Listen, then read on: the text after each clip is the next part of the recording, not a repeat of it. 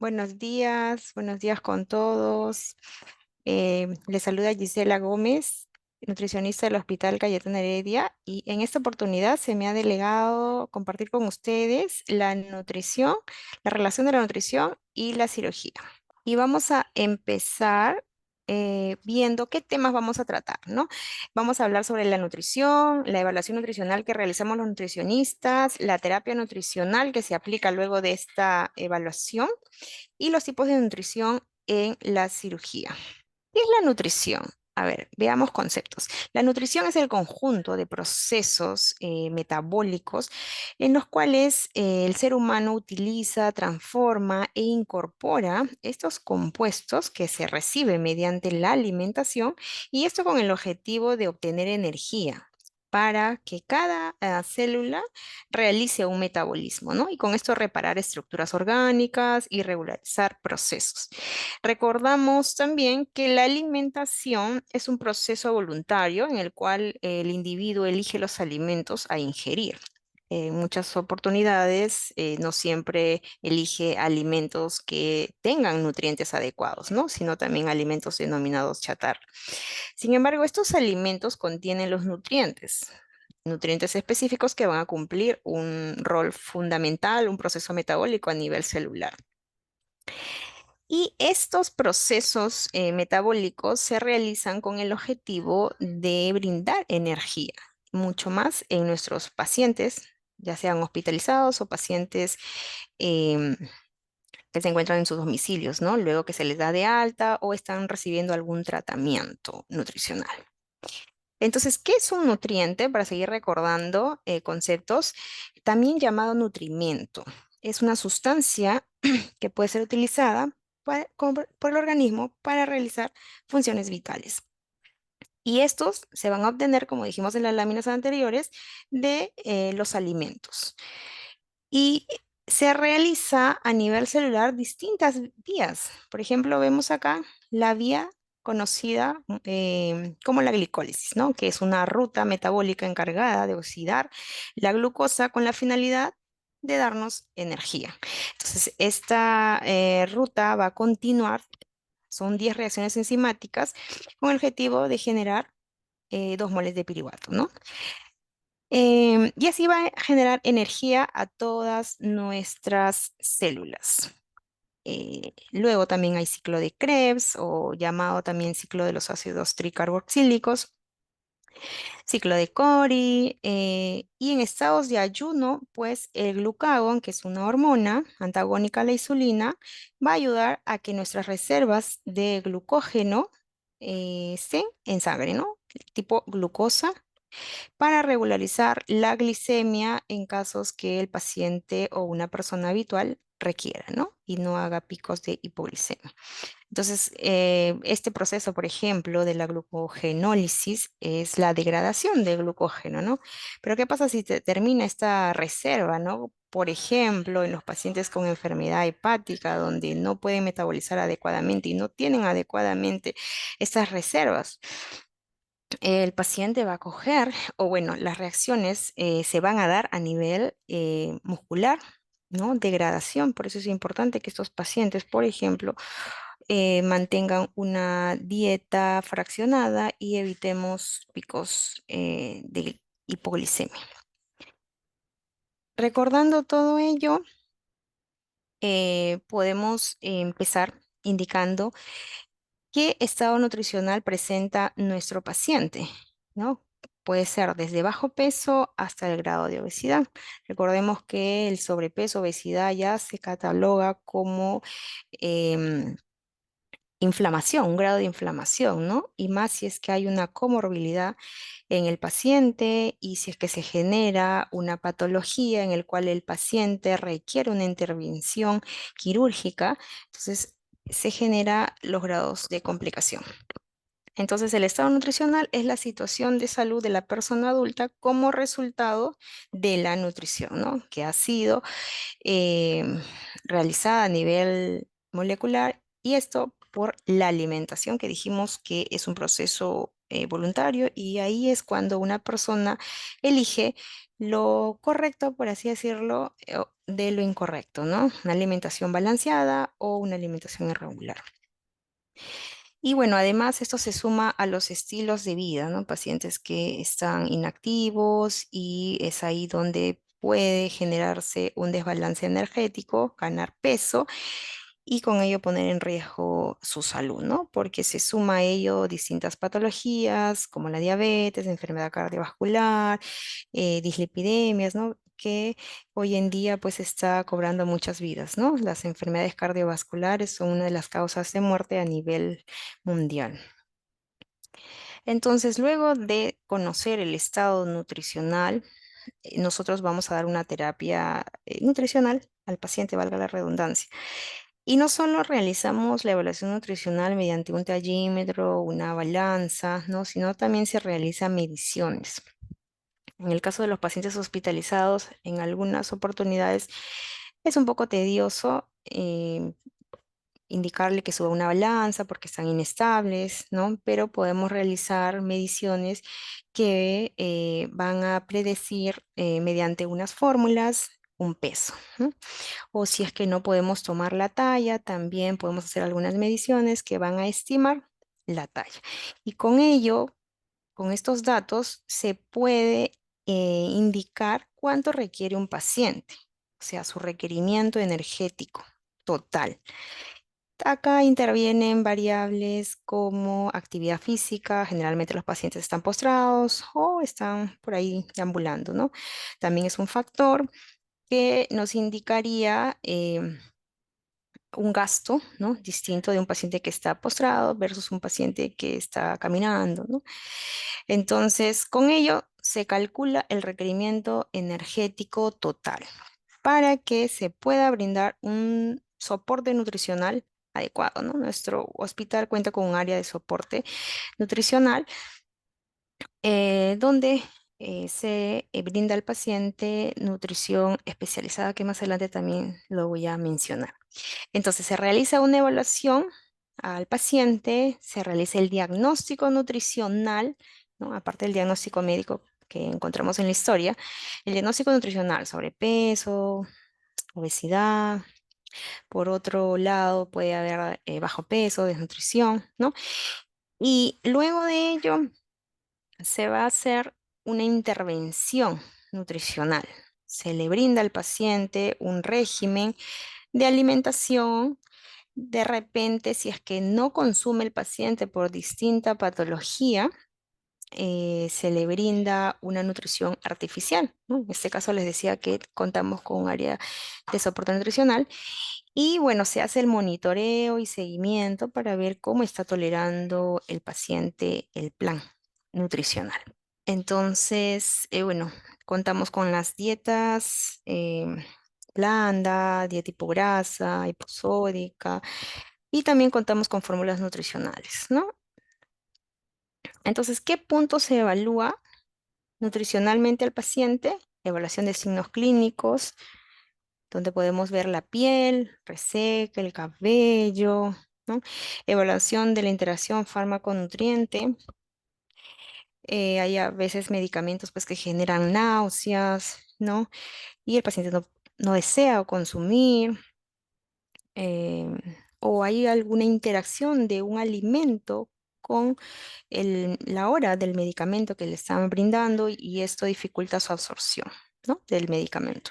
Evaluación de la ingesta alimentaria, cuánto está consumiendo, porque en teoría podemos indicar que recibe dieta blanda, más fórmula, pero eh, sucedió algún evento que el paciente no lo consumió y entonces ya va un día, 2 días o cuántos días que el paciente no está consumiendo lo que se ha planteado inicialmente, ¿no? Y esto con el objetivo de nutrir al paciente porque posiblemente va a requerir una intervención quirúrgica, ¿no? O es un paciente posoperatorio también. Evaluación de actividad física, que generalmente en nuestro caso, estando en hospitalización, es un paciente, como les mencionaba, en cama o deambulando. Evaluación de la bioquímica nutricional, cómo está, mejorando, ¿no? Los indicadores, evaluación de la reserva visceral, eh, evaluación del componente inmunológico y evaluación del componente catabólico. ¿no? ¿Qué tipos de nutrición conocemos? Ahí en la imagen estamos observando una pacientita que está consumiendo una dieta líquida que incluye una mazamorra. Esto se indica a los pacientes posoperados generalmente de apendicitis, a los pacientes que se les ha realizado una colecistectomía, pacientes que están recién iniciando, ¿no? La alimentación para ver cuánto tolera o no el paciente y con ello progresar o nos quedamos con la dieta, ¿no? Todo el día. Em, También podemos ver en esta imagen un paciente que ya está recibiendo una dieta blanda, ¿no? Que en concepto es alimentos que no tengan, pues, una repercusión, ¿no? En el paciente, en este caso que no le genere gases. En eso consiste una dieta blanda. Y en esta imagen vemos que este paciente está recibiendo alimentación por una sonda orogástrica, está recibiendo alimentación en bolo. También contamos con las distintas fórmulas nutricionales, hidrolizadas, poliméricas, em, en el departamento. Y pacientes que no están adecuadamente eh, estables como para recibir nutrición, ya sea por la boca, ¿no? Nutrición o en nutrición enteral, sino tienen que recibir nutrición artificial por un catéter venoso o nutrición periférica. Entonces, ¿qué es la terapia nutricional? Es la administración de nutrientes, ya sea por vía parenteral o vía enteral, ¿no? De acuerdo a la situación del paciente, de acuerdo a la patología que más adelante vamos a ver. Entonces, hay nutrición periférica, hay nutrición total, nutrición enteral y una nutrición mixta, ¿no? Mientras está aumentando la nutrición enteral y si ese paciente a la vez tiene nutrición parenteral, vamos aumentando la enteral y vamos disminuyendo la nutrición parenteral con el objetivo que el paciente al final consuma vía oral, ¿no? Poco a poco. Y vamos monitorizando al paciente día a día conforme a lo que se le está brindando. Entonces aquí, por ejemplo, vemos una bolsita de nutrición parenteral. No tenemos eso en el hospital, sino acá se prepara en el área de farmacia. Estas bolsitas ya tienen calorías establecidas, es una bolsa tricámara. Y acá pues a veces contamos ah, con pacientitos que requieren por larga data, ¿no? También con sus inconvenientes, la nutrición parenteral, em, porque puede generarse algún cuadro de fibrosis, ¿no? Sin embargo, se monitoriza diariamente a los pacientes y esto está a cargo de un área específica de soporte nutricional en el hospital, ¿no? Entonces, cuando vamos a dar o vamos a brindar nutrición enteral a los pacientitos, cuando tienen el sistema gastrointestinal adecuado al momento, ¿no? Porque hay muchas patologías que se desarrollan en todo el tránsito gastrointestinal, ¿no? Enema de esófago, enema de estómago, dependiendo de dónde está la afección o ha habido una resección, se le va a brindar algún tipo de nutrición, ¿no? Un pacientito que está cursando de repente con una estenosis por un enema de esófago, entonces la alimentación vamos a realizarla por una gastrostomía, ¿no? Que en nuestro caso no estamos brindando alimentación artesanal, o sea, dietas licuadas no estaríamos dando por gastrostomía, sino fórmulas poliméricas. Y cuando el paciente se va a casita también brindamos, los nutricionistas, un esquema en donde capacitamos al familiar para la preparación de estas fórmulas, ¿no? Si ya el paciente o el familiar nos indica que no cuenta con la economía necesaria para comprar esta fórmula, le brindamos también un plan donde pueda preparar sus licuados, ¿no? Pero teniendo siempre la dificultad en la administración, ¿no? Porque es un poquito más espeso y en todo caso habríamos que agregar una enzima para que pueda estar más aguadito y no dificulte la administración, porque si no, tanto movimiento también pueden, ¿no? Generar el desplazamiento de la sonda. O alimentación Si, por ejemplo, el paciente tiene una sonda nasoyeyunal, necesitamos otro tipo de fórmula, una fórmula especializada, que también por el costo, quizás si es un paciente dado de alta, un paciente oncológico, quizá darle estas indicaciones de utilizar una fórmula hidrolizada en casita puede ser de repente muchas veces costoso para la familia, pues en este caso no se le brinda, ¿no? Fórmula del hospital, pero sí mientras que esté hospitalizado, ¿no? Entonces contamos con distintas fórmulas, no solamente alimentos, nutrición abarca eh, engloba todo tipo de nutrición, como les había mostrado en las láminas anteriores, y va a depender de la patología y en visita pues se sugiere, ¿no? El tipo de alimentación que se le pueda brindar desde las fórmulas poliméricas, las formas hidrolizadas, los módulos proteicos. Muchas veces los pacientitos posoperados no les agrada, por ejemplo, una proteína como el pollo, ¿no? No les agrada, a algunos peor, no les agrada la pavita, ¿no? Siendo muy rica, o el huevo, ¿no? Entonces son pacientes hospitalizados que tienen una intervención, tienen puntos y no se concientizan de consumir la proteína que va a ayudar pues a toda esta cicatrización, ¿no? Y vienen con la información muchas veces de que la gelatina les va a ayudar y a veces solo decían gelatina, ¿no? Más no la proteína en sí y de buena fuente, ¿no? Proteína animal. Entonces, sugerimos al paciente brindarle un módulo proteico, por ejemplo. Sin embargo, a veces no lo desea, ¿no? Entonces, hay días que sí pueden desear, hay que estar cada día preguntándole o no, bueno, hasta que se vaya a casita, ¿no? Porque recordemos que si no hay nutrición, la evidencia científica nos indica una buena nutrición que aumentaría la estancia hospitalaria de nuestro paciente y con ellos pues costos sanitarios también, ¿no? Por eso es que tenemos que darle nutrición oportuna para que el paciente pues esté dado de alta y pues ya el monitoreo se realice por consulta externa, ¿no? Y aparte estando en el hospital pues es susceptible a que pueda contraer alguna otra eventualidad, ¿no? Neumonía y demás. Entonces, veamos algunos tipos de operaciones, ¿no? Como les decía, por ejemplo, en la intervención, la colecistectomía que se realiza a los pacientitos, bueno, estos pacientitos generalmente después de la operación, si ha sido de laparoscópica, al siguiente día nos indican que ya debemos darle infusión, ¿no? Líquidos claros para ver cómo está tolerando, no vaya a generarse, a ver, un hilio. Eh, Progresamos a una mazamorrita de anís con la infusión y seguimos progresando en otro horario del día, podemos darle calditos, ¿no? Todo bien y ya podemos brindarle una dieta blanda, severa, una dieta blanda hipograsa, ¿no? Dependiendo de la tolerancia, porque hay pacientes que no desean, no, gracias, ok, continuamos con su dieta líquida, ¿no? Pacientes que son operados por un tumor pancreático, también esta es una intervención grande, ¿no?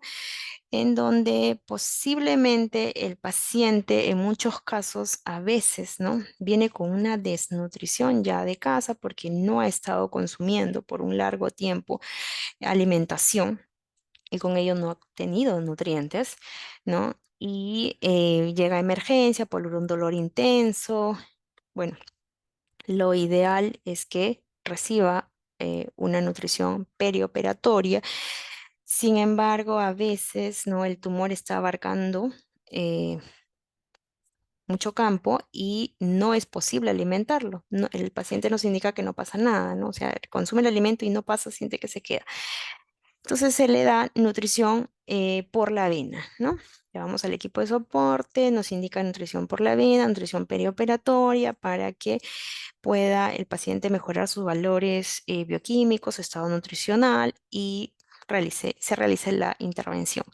Luego de la intervención, donde se le ha resecado parte del páncreas, parte del intestino y del estómago, Se le brinda, si es que viene el paciente de sala con una sondita, se le brinda, ¿no?, una formulita hidrolizada o se le evalúa, puede continuar o puede reiniciar la nutrición parenteral poco a poco, la alimentación, tolerancia, mazamorrita, hipograsa y le damos de alta a nuestro paciente, ¿no?, si es que no se nos complica. Pacientes posoperados de una apendicitis también. Estos pacientitos reciben igual que un paciente posoperado de una colelab, una dieta líquida, una blanda y van a su casita. También le brindamos sugerencias nutricionales, ¿no? Y ahí aprovechamos para captar a nuestros pacientitos que han venido de emergencia, ¿no?, por un cuadro de apendicitis, pero están con una obesidad marcada, un sobrepeso y se le brinda una dieta, pero le informamos que para un tratamiento nutricional y reducción de peso, tiene que asistir a consultorio para que poco a poco se le brinde capacitación, ¿no?, y pueda aprender el paciente a combinar adecuadamente sus alimentos, ¿no? Por otro lado, también pacientitos con bajo peso. Pacientes operados también de hernia o una eventración, de igual manera, poco a poco vamos evolucionando desde una dieta líquida hasta una dieta blanda. Y si el paciente tiene una comorbilidad, ¿no?, es diabético y demás, vamos aumentando las restricciones o acomodando el plan, ¿no? Bajo en azúcar, sin azúcar, ¿no? Dependiendo del diagnóstico. Pacientes que tienen también hilostomía, hay que indicarles que deben consumir una dieta seca, ¿no?, porque el líquido va a ayudar a que haya más gasto y con ello pues se drena electrolitos, proteínas y demás, ¿no? Es una capacitación constante. Bueno, lo que vemos acá es una parte del intestino donde entran los nutrientes que justamente estábamos hablando, ¿no? Ahí está el intestino delgado, pero ¿por qué puse esta imagen, no? Luego de la digestión, cuando hay una patología, en este caso la patología quilotórax, ¿no?, que se ha desarrollado en algunos pacientitos, estos pacientitos son evaluados y se les indica la nutrición parenteral, porque luego de consumir la alimentación habitual por la boquita, esta grasa se va a alojar por una deformación, ¿no?, en parte del kilo y va a generar, del tórax, perdón, y va a generar descompensación en la respiración y demás, ¿no? Entonces, en el área de cirugía no hay mucho de estos casos, pero ha habido unos, por eso es que los menciono. Entonces, el kilo es un tipo de linfa, ¿no?, que luego de la digestión se reabsorbe y esta, pues, por un defecto, como les indicaba, eh, se queda en el tórax, ¿no? Entonces, a estos pacientitos le indicamos la nutrición parenteral. Pacientes que han sido operados con por cáncer de esófago también. Entonces, ¿cómo brindamos alimentación a estos pacientitos o han tenido una estenosis por la ingesta de alguna sustancia? Se le puede brindar una alimentación por la gastrostomía, ¿no? Se le brinda una fórmula, en este caso pues es una fórmula completa, ¿no?, ya que al estómago pasa también los alimentos, simplemente que acá no pasó de la boquita al estómago por el tema de la estenosis, ¿no? Y también le podemos dar licuados, como les mencioné antes, pero capacitando al familiar, ya que habría una dificultad al momento de la administración. Sin embargo, si este tumor ha sido pequeño, nos van a indicar el médico que puede continuar con la alimentación bioral después de alguna intervención, quizás dieta líquida, quizás, ¿no? Todo en conjunto y en la visita médica conociendo al pacientito, ¿no? Entonces, al momento también contamos con la distribución de ciertas fórmulas nutricionales, más no la artesanal, como le estaba mencionando. Entonces así se brindaría la alimentación por una gastrostomía y bueno, le indicamos al paciente, al familiar, que se va a llevar a nuestro pacientito en casa, que permeabilice primero su sondita, luego administre la fórmula o el licuado, el preparado, y luego también permeabilice nuevamente, ¿no? Como un lavado. Y bueno, contamos con distintos tipos de fórmulas líquidas, en polvo, que tiene un tiempo de conservación también ahora por el verano, ¿no? Eh, en algunos casos esta fórmula, y si el paciente no desea, porque muchas veces le mandamos la formulita al paciente y no desea al momento, ¿no? Le toca, por ejemplo, a las 3 de la tarde, no desea al momento. Y ahora, por el aumento de temperatura, pues esta fórmula se puede dañar, ¿no? Entonces hay días que el paciente desea, hay días que no desea, hay que preguntarle, para no mandarle, ¿no? O también estos pacientitos quirúrgicos generalmente pues tienen exámenes, ¿no? Y para evitar, bueno, el gasto de la fórmula en vano, se le evalúa, ¿no? Pacientes que han sido operados de cáncer de tiroides, ellos tienen una alimentación luego de la intervención, una dieta líquida, sin embargo, ellos refieren, no, me duele, pero no se ha tocado esófago, ¿no? Eh, Posible dolor, por la operación, por la intervención, la intubación, más no, está el dolor en el esófago, se le da una dieta líquida, una mazamorrita, un purecito, también se le puede dar poco a poco, hasta su alta, ¿no? Del paciente. Pacientes que han sido operados por un cáncer de mama, también esos pacientes tienen una dieta, bueno, completa en macronutrientes, pero con restricción, es un paciente oncológico con restricción de alimentos pues no saludables, ¿no? Evitar embutidos, evitar grasas saturadas y demás, pero como no se ha tocado parte gastrointestinal, tienen una dieta completa, ¿no? En macronutrientes. Y la recuperación generalmente es rápida, ¿no? De los dos pacientitos. También tenemos pacientitos en cirugía que han sido intervenidos por un cáncer de estómago, donde se ha hecho una gastrectomía parcial o total. Estos pacientitos tienen un régimen desde su PO1 hasta cuando es dado de alta, ¿no? De introducir em, alimentos poco a poco, ¿no? Empieza su dieta líquida el primer día, dieta severita, dependiendo de la tolerancia, ¿no? O muchas veces cuando ya se está empezando la dieta líquida, ya no pueden tolerar los pacientitos, quizás se le coloca una sonda de gravedad, ¿no? Se le evalúa y de repente esa amerita esa situación de una nutrición parenteral hasta el momento, ¿no? Hasta que nuevamente se intente dar la alimentación. Y bueno, mientras que se va dando la alimentación bioral o enteral, disminuye los requerimientos por parte de la nutrición parenteral hasta que se le pueda dar de alta a este tipo de pacientitos. Pacientitos también que han tenido una resección eh, del intestino grueso, que quedan en algunos casos con unos ostomías, ¿no? Por alguna situación. Pacientitos también capacitarles, ¿no? Que no deben consumir mucha fibra y demás, ¿no? Dependiendo del gasto.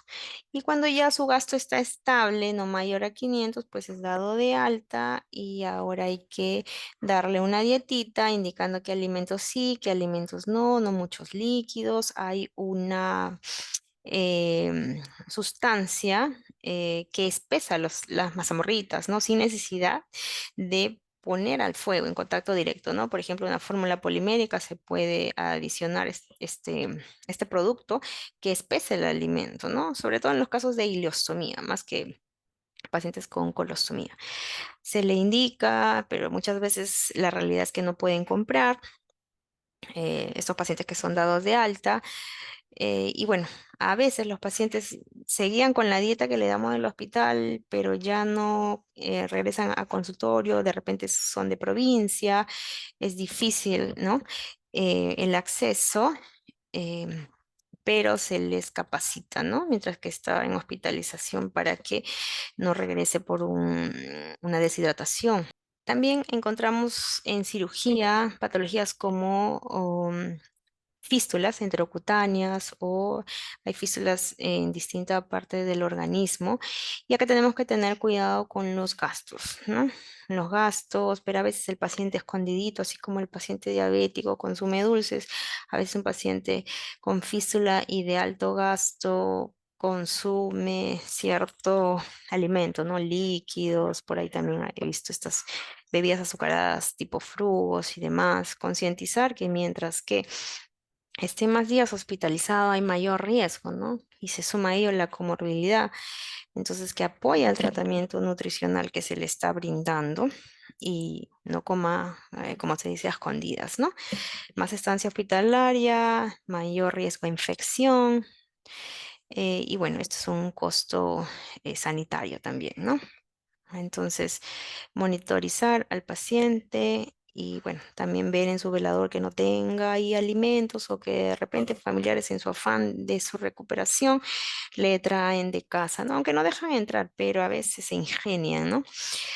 Y encontramos ahí sorpresitas. Entonces, estos pacientitos que están con fístula, se va a evaluar si es que esta fístula cierra espontáneamente con una buena alimentación, con las proteínas que requiere, una cantidad adecuada de proteínas o no. A veces el paciente, ¿no? En muchos casos no colabora. Entonces se le puede dar una fórmula enteral. Primero optamos por una nutrición enteral, en este caso una fórmula hidrolizada que se absorba adecuadamente. Pero si es que no mejoramos ese gasto y de repente va a ser intervenido, entonces, luego de la evaluación que habíamos detallado, los puntos de la evaluación, puede ser acreedor de empezar la nutrición parenteral, ¿no? O también por cirugía, ¿no? Va a ser reparada esta fístula. Acá, por ejemplo, vemos un pacientito, bueno, está feliz. Generalmente los pacientes están, ¿no? Con otro ánimo. Es un paciente que está con diagnóstico de pancreatitis. Entonces, ¿qué hacemos? Primero, conocer al paciente, ¿no? Vemos su requerimiento. Generalmente ese pacientito ha estado, pues, de larga data, quizás por algún cuadro de dolor, venía ya eh, varios días que no consumía adecuadamente los alimentos. Eh, si es que no ha consumido nada, ¿no? Se evalúa que no haya síndrome de realimentación. Y bueno, si es que no hay riesgo de síndrome de realimentación y los electrolitos están adecuados, se iniciaría lo que es la nutrición enteral, en algunos casos de nutrición por sonda nasoyeyunal.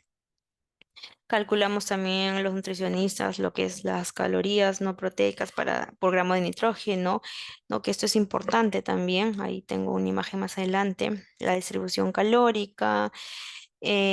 Bueno, y evolucionamos poco a poco, ¿no? El primer día de repente le damos 20 cc, 30 cc, poco a poco va subiendo de acuerdo a la tolerancia.